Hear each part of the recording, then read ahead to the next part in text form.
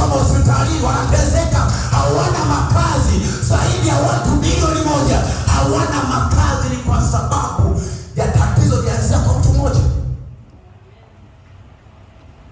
Kuna madhara makubwa. Mungu hajanyamaza kwako. Ni swala la wakati. Bwana Yesu asifiwe sana. Bwana Yesu asifiwe sana. Jambo la pili la kufanya, subiri muhula wa Bwana. Subiri muhula wa Bwana. Tambua cha kufanya wakati Mungu akiwa amekaa.